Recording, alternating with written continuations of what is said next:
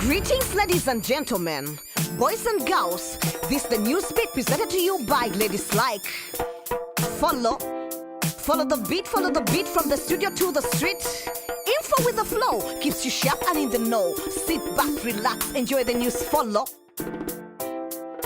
Couples in Burundi were told to tie the knot. It doesn't matter if they want it or not. The state is on a mission to moralize society, starting from unwed couples across the country. An explanation came from the Interior Ministry, saying there is population explosion in Burundi due to illegal marriages, polygamy and bigamy. Couples have until December to marry. The government considers it a patriotic duty. If they don't wed, they will face fines and sanctions. And if they give birth outside of a legal union, their children will be denied free education. Still saying, unwed is not always a choice. Some couples can simply afford the price. Either way, consenting adults don't have a say. Plans for mass weddings are already underway. Is it a patriotic duty or a human rights violation? The president has a patriotic vision. He calls it positive traditional values, but activists have different views. They see it as a religious crusade, backed by law, so it must be obeyed. Burundi's past is full of political violence, so the citizens must keep their silence, or the order might be a political landmine. Let's see what happens after the deadline. Young African girls face many challenges. It gets even harder as they are adolescents. It's harder still if they live in slum communities. And honestly, girls don't get enough opportunities. Enter the Girl Up initiative in Uganda, empowering adolescent girls across Kampala. The Adolescent Girls Program promotes gender equality. It empowers girls to be leaders in the community. They gain ownership over their bodies and mobility. And after graduating, they learn vocational skills. Economically, they are free to choose their future because they pay their own bills. Girl Up wants to give girls a choice, to give them every chance, to give girls a voice, show them they deserve equal rights and justice, including their right to live free from violence. Enough talk. Want to know if they really walk the walk?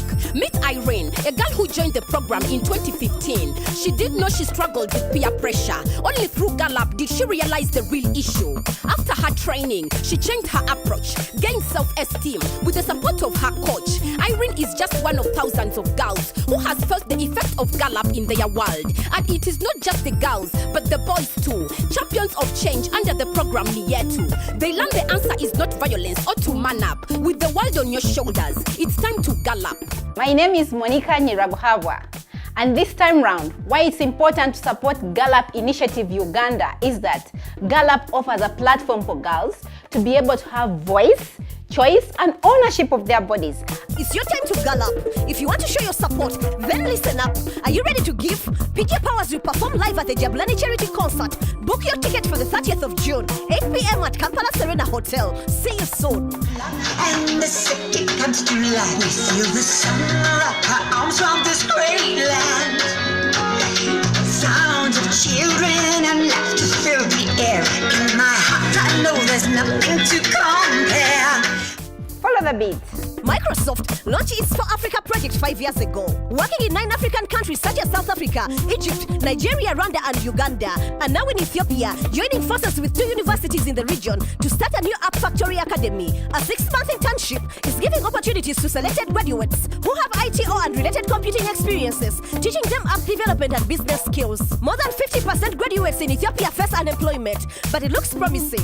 Africa has over 300 graduates, and 90% have found jobs. The program will provide a chance to work with professional software engineers and work on real-world software development projects. With these skills, the graduates can create their own apps and startups. A great example is a Ugandan group called Cypher 256, who developed an app called Winsega, a special listening and analyzing device for fetal heart rates. They partnered with Microsoft to create an affordable app and help modernize clinics provide better services in Uganda. Now their app is being used in over 100 facilities in Africa, reaching 12 million patients. This is what we call tech for change. That was the news on the beat.